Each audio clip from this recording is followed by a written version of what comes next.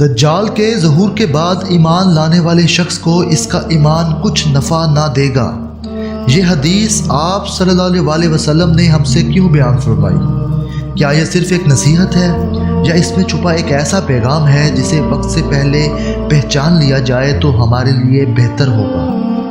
آج کے مسلمان یہ سن لیں کہ اگر ان میں ایمان کی کمزوری ہے تو اسے اپنی طاقت بنا لیں، کیونکہ یہی طاقت ان کی بخشش کا باعث بنے گی۔ کسی بھی غیر مذہب کے انسان کے لیے ایمان لانے کی ڈیڈ لائن دجال کے ظہور پذیر ہونے سے پہلے تک کی ہے، کیونکہ جب دجال آئے گا تو اس دنیا کا خاتمہ شروع ہو جائے گا۔ یہ کوئی عام فتنہ نہ ہوگا جو کسی ایک ملک پر آئے گا اور باقی ملک اس کا تماشا دیکھیں گے۔ اس کے اوپر 2 types of school of thoughts اپنی ایک مضبوط تحقیق رکھتے ہیں۔ اس جدید دنیا میں ایک اسکول آف تھاٹ کے مطابق یہ محض ایک ریسورسز کی جنگ ہوگی جو مختلف ممالک کے درمیان لڑی جائے گی۔ ریسورسز سے مراد آج کے اس دور میں کیا لی جاتی ہے؟ اجناس، معدنیات، اٹامک پاور، وار ویپنز اور واٹر ایسڈز۔ جن لوگوں کا اس بات پر یقین ہے کہ دجال سے مراد صرف وہ طاقت ہے جو دنیا کو اپنے رول اینڈ پاور سے چلانا چاہتی ہے، تو افسوس کے ساتھ مجھے یہاں یہ بتانا پڑ رہا ہے کہ اس دنیا کا قیام صرف ریسورسز کے استعمال کے لیے نہیں کیا گیا۔ یہ اسکول آف تھاٹ کے نزدیک مذہب صرف ایک عادت کے طور پر پسند کیا جاتا ہے، جسے جب چاہا اڈاپٹ کیا، جب چاہا ڈیناؤنس کر دیا۔ لیکن کیا مذہب اتنا ہی عام ہے اور اس کا انسانی زندگی میں صرف اتنا ہی عمل دخل ہے؟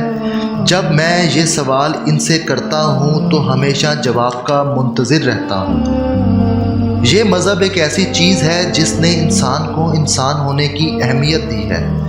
اللہ نے جب دنیا میں حضرت آدم علیہ السلام کو بھیجا تب بھی اپنے ایک حکم کی عدولی کی سزا کاٹنے کے لیے یہ دنیا ان کی منزل بنائی۔ تو حکم الہی تو پہلے انسان کے دنیا میں آنے سے پہلے بھی تھا۔ تو کیسے ہو سکتا ہے کہ اگر حضرت آدم علیہ السلام کسی شریعت کے پابند نہ ہوں؟ شریعت بنانے والا اللہ ہے، اس دنیا کو سجانے والا بھی اللہ ہے۔ تو جب آدم علیہ السلام دنیا میں آئے تو وہ اللہ ہی کی بنائی ہوئی شریعت کے پیروکار تھے۔ انسان کی ابتدا ہی مذہب کے ساتھ ہوئی ہے، تو اختتام کیسے مذہب کے بغیر ہو سکتا ہے؟ یہ ایک غور طلب بات ہے۔ ہر ایک عقل مند انسان کو اس سوال کا جواب لازمی تلاش کرنا چاہیے۔ انسان ہی نے اس مذہب کے اندر رہ کر قبیلہ سازی کی۔ یہ قبیلے جب تعداد میں بڑے ہوئے تو دنیا میں پھیلنا شروع ہو گئے اور بالآخر انہوں نے ممالک کی صورت اختیار کر لی۔ آج کے اس ماڈرن ایرا میں بھی دنیا کے بڑے ممالک مذہب کی ہی بنیاد پر چلتے ہیں۔ اسی بنیاد کی اہمیت جانتے ہوئے اس دوسرے اسکول آف تھاٹ کے مطابق یہ ایک مذہب کی جنگ ہوگی اور انشاءاللہ اس میں فتح دین حق اسلام کی ہوگی۔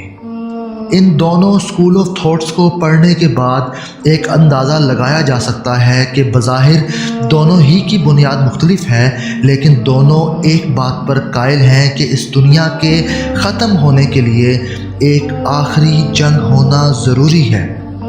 یہ جنگ کن صورتحال میں لڑی جائے گی اور اس میں دجال کا کیا کردار ہوگا، اس کے لیے ہمیں ایک حدیث کا معائنہ کرنا ہوگا۔ تمیم الداری کی حدیث کا معائنہ کرنے کے بعد اندازہ لگایا جا سکتا ہے کہ تمیم الداری واحد صحابی رسول ہیں جنہوں نے اپنے عیسائیت کے دور میں دجال کو دیکھا۔ تمیم الداری کے مطابق وہ ایک سمندری سفر پر روانہ تھے، ان کے ہمراہ 30 لوگ اور بھی تھے۔ اچانک سمندری طوفان نے ان کو گھیر لیا اور چھوٹی کشتیوں پر تقریباً 1 ماہ تک سفر کرنے کے بعد وہ ایک ایسے جزیرے پر پہنچے جو انہوں نے پہلے کبھی نہ دیکھا تھا۔ اس جزیرے پہ انہیں ایک عجیب و غریب جانور سے ملاقات کا موقع حاصل ہوا۔ وہ جانور انسانی زبان میں بات کرتا تھا۔ اس نے انہیں اپنا نام جساسہ بتایا۔ تمیم الداری کے مطابق جساسہ کی شناخت کرنا بہت مشکل تھا، کیونکہ اس کے جسم پر بالوں کی اتنی تعداد تھی کہ اس کا اگلا اور پچھلا حصہ پہچاننا ہی مشکل تھا۔ جساسہ نے ان کے کسی سوال کا جواب دینے سے انکار کر دیا اور انہیں ایک مخلوق سے ملنے کے لیے ایک مندر میں جانے کو کہا۔ اور جساسہ کے مطابق وہ مخلوق ان کا انتظار کر رہی ہے۔ جب وہ اس مخلوق سے ملنے اس جگہ گئے تو انہیں ایک عجیب و غریب انسان زنجیروں میں جکڑا ہوا ملا۔ انہوں نے جب اس سے پوچھا کہ تو کون ہے تو اس نے جواب میں کہا، تمہیں جلد ہی میرا پتہ لگ جائے گا۔ اس مخلوق نے پہلا سوال ان سے بیسان کے کھجور کے درختوں کا کیا اور پوچھا، کیا وہ ابھی بھی پھل دیتے ہیں؟ انہوں نے جواب دیا، ہاں وہ پھل دیتے ہیں۔ پھر اس نے کہا، جلد وہ پھل دینے کے قابل نہ رہیں گے۔ اس مخلوق نے اگلا سوال ٹائبیریس لیک میں موجود پانی کے بارے میں کیا، کیا اس میں پانی موجود ہے؟ تو انہوں نے جواب دیا، وہ پانی سے بھری پڑی ہے۔ اس نے جواب دیا، وہ جلد ہی سوکھ جائے گی۔ تیسرا سوال اس مخلوق نے شام میں چشمے کے بارے میں کیا، کیا ابھی بھی وہ چشمہ پانی اگلتا ہے اور لوگ اس پانی کو پیتے اور اس سے اپنے کھیت سیراب کرتے ہیں؟ انہوں نے جواب دیا، بالکل وہ چشمے سے پانی آج بھی نکلتا ہے اور لوگ اس سے اپنی فصلیں سیراب کرتے ہیں۔ پھر اس نے آپ صلی اللہ علیہ وسلم کے بارے میں پوچھا اور عرب کے لوگوں کے بارے میں پوچھا کہ انہوں نے آپ صلی اللہ علیہ وسلم کو اپنا نبی مان لیا ہے؟ تو انہوں نے جواب دیا، جی ہاں، ایک بڑی تعداد ان کی نبوت پر ایمان لے آئی ہے۔ تو اس نے جواب دیا، عرب کے لیے یہ عمل بہتر ہے۔ پھر اس مخلوق نے کہا کہ میں دجال ہوں اور جلد ہی مجھے دنیا میں ظہور پذیر ہونے کی اجازت دے دی جائے گی۔ میں دنیا میں ہر جگہ جاؤں گا مگر مکہ اور مدینہ کی زمین میں مجھے داخل ہونے کی اجازت نہ ہوگی، اور جب میں زمین میں داخل ہونا چاہوں گا تو اس کے باہر ایک فرشتہ ہاتھ میں تلوار لیے مجھے اس زمین پر داخلے سے روکے گا۔ مکہ اور مدینہ کی حفاظت فرشتے کریں گے۔ میں تقریباً 40 دن اس دنیا میں رہوں گا۔ یہ سارا واقعہ سن کر نبی پاک صلی اللہ علیہ وسلم نے اپنی لاٹھی ممبر پر ماری اور کہا، کیا میں نے تم لوگوں کو مکے اور مدینے کے متعلق نہیں بتایا تھا؟ دجال بحیرہ روم یا بحیرہ عرب میں موجود ہے؟ نہیں، وہ مشرق میں موجود ہے، مشرق میں موجود ہے، مشرق میں موجود ہے۔ اور آپ صلی اللہ علیہ وسلم نے اپنی انگلیوں سے مشرق کی طرف اشارہ کیا۔ یہ وہ حدیث ہے جو ہمیں دجال کے آنے کی نشانی اور ظہور پذیر ہونے کی جگہ کے بارے میں بتاتی ہے۔ آپ صلی اللہ علیہ وسلم مدینے میں موجود تھے جب آپ نے مشرق کی طرف اشارہ کیا۔ مدینے کے مشرق میں چند ممالک آج بھی دنیا میں موجود ہیں۔ ان ممالک میں سے نامور ممالک ایران، پاکستان، افغانستان، چین اور بھارت بھی ہیں۔ مذہبی لحاظ سے یہ ممالک اپنی ایک خاص اہمیت بھی رکھتے ہیں۔ ان ممالک میں ایک اور قدر بھی مشترک ہے کہ ان 5 میں سے 4 ممالک میں جزیرے بھی موجود ہیں۔ حدیث کے مطابق تمیم الداری سمندری سفر کے دوران ایک حادثے کی صورت میں ایک جزیرے پر جا پہنچے تھے جہاں ان کی ملاقات دجال سے ہوئی تھی۔ آپ صلی اللہ علیہ وسلم کا اشارہ بھی مشرق کی جانب ہی تھا اور اس وقت آپ خود مدینے میں ہی موجود تھے۔ دجال کا مشرق میں ہونے سے مراد کسی جزیرے میں موجود ہونا ہی ہے۔ جزیرے اور موجودہ دنیا میں اہمیت کے حساب سے یہ 5 ممالک اپنی ایک جگہ رکھتے ہیں۔ یہ ایک مفروضہ بھی ہو سکتا ہے، لیکن مذہب، انتہا پسندی اور ترقی کے فیکٹرز کو مد نظر رکھتے ہوئے انہی ممالک کا نام ذہن میں آتا ہے۔ یہاں سے یہ ایک نتیجہ تو اخذ ہوتا ہے کہ مذہب کو لے کر جو جذبات ایران، بھارت، پاکستان اور افغانستان میں پائے جاتے ہیں ان کی مثال مشرق کے کسی اور حصے میں نہیں ملتی۔ دوسرا، ڈیولپمنٹ اور ٹیکنالوجی کے اعتبار سے چین کا مقابلہ بھی اس پٹی میں اور کہیں نہیں ہوتا۔ اس حدیث میں دوسرا پہلو دجال کے تمیم الداری سے سوال جواب کا موجود ہے۔ بظاہر یہ سوال جواب اگر کوئی اہمیت نہیں رکھتے تو ان کا پوچھا جانا بھی ضروری نہ تھا۔ سوالات کو ایک ایک کر کے اگر تحقیق کے عمل سے گزاریں تو ان سوالوں کا وجود ان کی اہمیت کو بھی ظاہر کر دیتا ہے۔ پہلا سوال بیسان میں موجود کھجوروں کے درختوں کے متعلق کیا گیا۔ اس سوال میں ذکر بیسان شہر کا کیا گیا ہے۔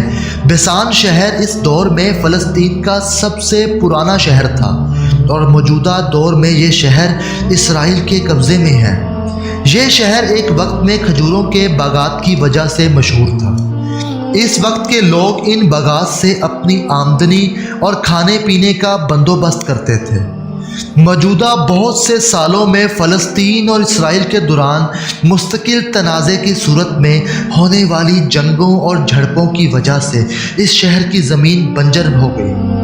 فلسطین کے مسلمانوں کی بدحالی کا یہ عالم ہے کہ وہاں نہ تو کوئی آمدن کا ذریعہ ہے اور نہ ہی خوراک کے وسائل موجود ہیں۔ فلسطین میں تقریباً 36% آبادی غربت میں زندگی گزار رہی ہے۔ فوڈ شارٹیج 9% سے بڑھ کر 23% پر جا چکی ہے اور غزہ میں مقیم مسلمانوں کے لیے خوراک ناپید ہو چکی ہے، اور غزہ کے پٹی میں فوڈ شارٹیج تقریباً 50% سے بڑھ کر 53% پر پہنچ چکی ہے۔ دنیا کے بیشتر مسلمانوں کے لیے فلسطین کی عوام کی بدحالی دکھ کا باعث ہے، اور مختلف مسلمان ممالک اس بدحالی کے لیے اسرائیل کے خلاف انٹرنیشنل کمیونٹی میں اپنی آواز بھی بلند کر چکے ہیں۔ مسلمانوں کے اندر اس معاملے کو لے کر انتقام کے جذبات بھی پیدا ہوتے ہیں۔ آج نہیں تو کل اس صورتحال پر مسلمان دنیا کی طرف سے ایک سخت رد عمل کسی جنگ کی صورت میں بھی آ سکتا ہے۔ اس قسم کے حالات کے باعث دجال کا ظہور پذیر ہونا سمجھ میں آتا ہے۔ اسی وجہ سے اس سوال کی ضرورت بھی پیش آئی۔ دوسرا سوال ٹائبیریس لیک، جسے سی آف گلیلی بھی کہتے ہیں، اس میں موجود پانی کے متعلق کیا گیا۔ اس سوال کی اہمیت بہت زیادہ ہے۔ اس کا جواب دینے کے لیے پہلے آپ کو یہ سمجھنا ضروری ہے کہ سی آف گلیلی میں موجود پانی سے کس ملک کو فائدہ ہوتا ہے۔ سی آف گلیلی آج سے تقریباً 7 سال پہلے سوکھ گیا تھا۔ اس کا واٹر لیول تاریخ کے سب سے لوور سکیل کو ٹچ کر گیا۔ یہ سمندر نما جھیل ایک لمبے عرصے سے اسرائیل کے قبضے میں ہے۔ اسرائیل اپنے شہریوں کو اسی سمندر سے پانی کو سٹیلائز کر کے پینے کا پانی مہیا کرتا ہے۔ یہ سی آف گلیلی اسرائیل کی عوام کی پانی کی ضروریات کو پورا کرتا تھا، لیکن جب یہ سوکھنا شروع ہوا تو اسرائیل کے لیے تشویش کا باعث بن گیا۔ سی آف گلیلی کو مذہبی اہمیت بھی حاصل ہے۔ اسی سمندر کے متعلق کرسچنز کا ایمان ہے کہ حضرت عیسیٰ علیہ السلام اس کے پانی کے اوپر ہی چلے تھے۔ اسرائیل کے لیے اس سمندر کا پانی اس لیے بھی ضروری ہے کیونکہ اسرائیل کی آب و ہوا گرم ہے۔ پانی کی کمی اس آب و ہوا کو مزید گرم کرتی ہے۔ اس کے ساتھ بے شک اپنی ٹیریٹری کے اعتبار سے ایک چھوٹا ملک ہے، لیکن اس ملک میں ایگریکلچر اور ملک پروڈکشن بھی ہوتی ہے۔ یہ تمام چیزیں اسرائیل کی ریاست کی مضبوطی کی ضامن ہیں۔ بڑھتی ہوئی پاپولیشن کے ساتھ واٹر یوزیج کا مسئلہ بھی اسرائیل کو درپیش آ رہا ہے۔ ملک کو توسیع کرنے کے علاوہ اس کو ریسکیو پلان دینا بھی ضروری ہے۔ ان تمام چیزوں کو نظر میں رکھتے ہوئے اسرائیل نے اپنے ہمسایہ ملک جارڈن کے ساتھ ایک ایگریمنٹ سائن کیا۔ اس معاہدے کے تحت اسرائیل جارڈن کو ہر سال لاکھوں کیوبک میٹر پانی مہیا کرے گا، جو کہ جارڈن کی 20% پانی کی ضروریات کو پورا کرے گا، اور بدلے میں اسرائیل کو جارڈن کی طرف سے سولر انرجی دی جائے گی، جس سے ان کے الیکٹرک گرڈز چلیں گے۔ یہاں غور طلب بات یہ بھی ہے کہ سی آف گلیلی میں فلسطین کا بھی حصہ ہے، جسے اسرائیل نے دینے سے انکار کر دیا۔ فلسطین اگرچہ خود اپنے آبی مسائل سے دوچار ہے، خاص طور پر غزہ کی پٹی میں تو پانی کا مسئلہ بہت زیادہ ہے۔ فلسطینی عوام کے لیے پانی ناپید ہو چکا ہے۔ 1964 میں اسرائیل نے سی آف گلیلی پر ایک ڈیم بنایا تھا، جو کہ اس سمندر کا پانی ڈیڈ سی میں جانے سے روکتا تھا۔ اب کی صورتحال کے مطابق اسرائیل ڈیڈ سی میں جو پانی سی آف گلیلی سے جاتا ہے شاید اسے بھی روک دے، جو کہ مستقبل میں بہت سے ممالک کے لیے واٹر کرائسس کا باعث بنے گا۔ موجودہ صورتحال سے یہ اندازہ لگایا جا سکتا ہے کہ اسرائیل اس مسئلے پر جو بھی اقدام کر رہا ہے اس سے دوسرے ممالک کو بہت خطرہ ہے۔ یہ صورتحال بھی ایک جنگ کی شکل لے سکتی ہے، کیونکہ سی آف گلیلی سے اسرائیل کے بیشتر منصوبے جڑے ہیں۔ اپنے ملک کی بقا کے لیے وہ کچھ بھی کر سکتے ہیں اور ان اقدام سے دوسرے ممالک میں واٹر کرائسس پیدا ہونے کے قوی امکانات ہیں۔ دجال کے اس سوال کا پوچھنا اور موجودہ حالات میں اس سوال کے پوچھنے کی وجہ سمجھنا بہت ضروری ہے، کیونکہ دجال کے ماننے والوں میں یہودی وہ مذہب ہے جو اسے اپنا روحانی پیشوا مانے گا، اور دجال کے ظہور کے لیے یہ تمام مسائل دنیا میں کھڑے ہونا لازم ہے۔ دجال کا تیسرا سوال شام کے چشمے کے بارے میں تھا۔ یہ شام کا چشمہ ایک زمانے میں شام کی زمین کو سیراب کرنے کے لیے بہت ہی اہمیت کا حامل تھا، لیکن آج شام کا سب سے بڑا مسئلہ پانی کی کمی نہیں بلکہ صاف پانی کی کمی ہے۔ مسلسل جنگ اور بمبارڈمنٹ سے شام کا سیوریج سسٹم تباہ ہو گیا ہے اور اس کا غلیظ پانی صاف پانی میں شامل ہو گیا ہے۔ اس کرائسس کے سبب شام میں کولیرا کی بیماری پھوٹ پڑی ہے۔ روزانہ کی بنیاد پر ایک ہفتے میں اس بیماری کے سبب 3 افراد موت کے گھاٹ اتر رہے ہیں۔ تقریباً 1 لاکھ سے اوپر افراد ہر سال اس بیماری کا شکار ہوتے ہیں۔ شام کے مسلمانوں پر پچھلی کئی دہائیوں سے مسلط جنگ نے مسلمانوں کے جذبات کو مجروح کیا ہے، اور ایک دن ایسا بھی آ سکتا ہے کہ یہ جذبات ایک جنگ کی صورت اختیار کر لیں اور شام کے مسلمانوں پر ہونے والے ظلم کا انتقام لینے کے لیے ایک عظیم جنگ کی شروعات کر دی جائے۔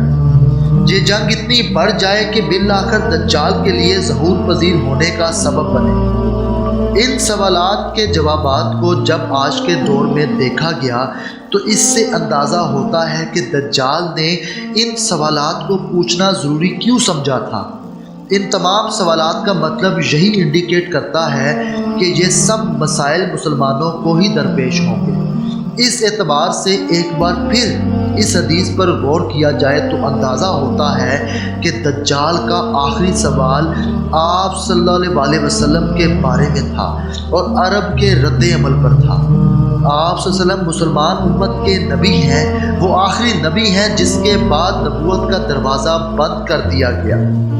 ان تمام سوالات میں ایک مذہب کو ہی ٹارگٹ کیا گیا ہے، کیونکہ آج کے دور میں شام، فلسطین اور ٹائبیریس لیک کے حالات کا سب سے برا اثر مسلمانوں پر ہی پڑ رہا ہے۔ آپ صلی اللہ علیہ وسلم نے یہ سارا واقعہ سننے کے بعد تمیم الداری کے اس واقعے کو تسلیم بھی کیا اور دجال کا مشرق میں موجود ہونے کی اطلاع بھی تھی، لیکن ادھر غور طلب بات یہ بھی ہے کہ آپ نے مشرق سے پہلے بحیرہ عرب اور بحیرہ روم میں موجودگی کا اشارہ بھی دیا اور فوراً ہی اس کا انکار بھی کیا۔ اگر تو آپ الفاظ پر غور کریں تو بے شک حدیث اس بات کو نہیں بیان کرتی کہ جب آپ صلی اللہ علیہ وسلم نے تمیم الداری کی دجال سے ملاقات پر اطمینان ظاہر کیا تو دجال کی لوکیشن کے متعلق پہلے 2 اندازے لگا کر ان کا انکار بھی خود کیوں کیا؟ اس کے اوپر عقل یہی مانتی ہے کہ آپ صلی اللہ علیہ وسلم کو اللہ کی طرف سے اشارہ دیا گیا ہوگا، جس کا مطلب آپ صلی اللہ علیہ وسلم نے پہلے بحیرہ عرب اور پھر بحیرہ روم اور بعد میں مشرق سمجھے ہوں گے۔ واللہ اعلم۔ اس حدیث میں دجال کے مکمل سوال و جوابات پر ریسرچ کرنے کے بعد ایک اور غور طلب چیز سامنے آتی ہے کہ دجال اپنے ظہور پذیر ہونے کے بارے میں ایک لفظ بولتا ہے کہ اسے اجازت دے دی جائے گی۔ اب اس کو اجازت کون دے گا، یہ ایک سوال ہے۔ ظاہر ہے جس نے اسے جزیرے میں قید کر رکھا ہے اسی نے اسے اجازت بھی دینی ہے۔ ہم سب جانتے ہیں کہ دجال اللہ کے بنائے ہوئے فتنوں میں سے ایک ہے، تو یقیناً اللہ نے اسے اس دنیا میں ہم سے مخفی رکھا ہے، اور یقیناً ایک وقت آئے گا جب وہ اسے ظاہر بھی کر دے گا۔ یہ سب باتیں آپ کو مذہب ہی بتاتا ہے، تو اس فتنے کا تعلق بھی مذہب سے ہی ہونا چاہیے۔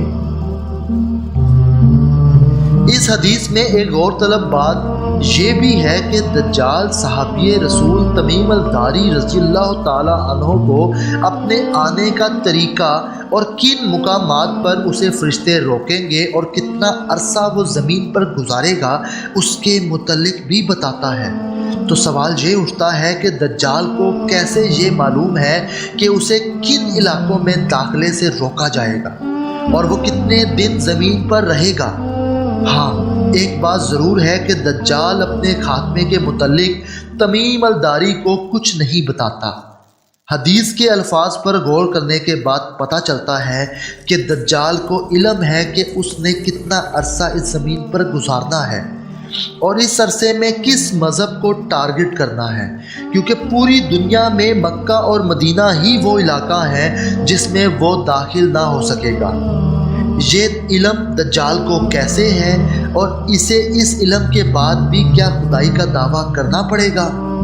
کیونکہ عقل تو یہ بتاتی ہے کہ جس شخص کو پتہ ہو کہ فرشتے کس کی مخلوق ہیں تو وہ شخص کیوں کر خدائی کا دعویٰ کرے گا۔